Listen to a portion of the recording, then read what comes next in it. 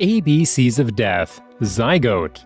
The first film, Zygote, tells the story of a woman who has been pregnant for 13 years. Then, after all those years, her body is being taken over by her unborn child, and her child lives using her mother as her skin. The movie opens in a house containing two occupants, a man and his pregnant wife. It appears that the man, Ty, is heading out of town and leaving his pregnant wife all by herself. This realization alone causes the woman to be terrified. Scared to be alone, the woman begs her husband not to leave, but pleas fall on deaf ears.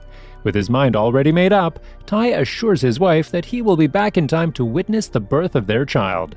Before leaving, the man signals to a jar containing some sort of medicine a midwife had given to him.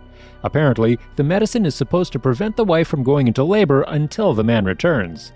On his way out, Ty reveals that the contents of the jar are enough to last for some years. Then he walks out, leaving his wife behind.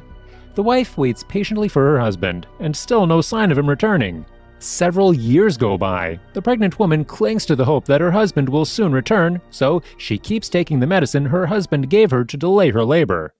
13 years have passed since her husband left. The jar is now empty, and the entire house is in a huge mess.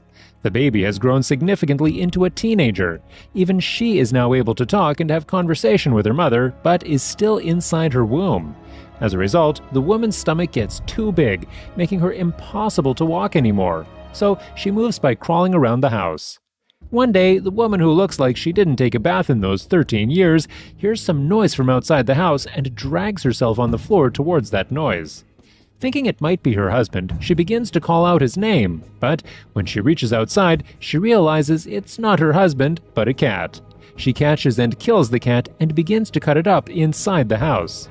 At the same time, the woman has a conversation with her unborn child.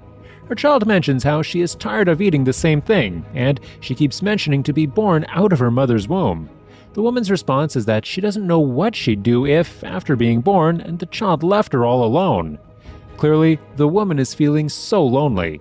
The child seems to know this, so she tries to comfort her mother by talking to her.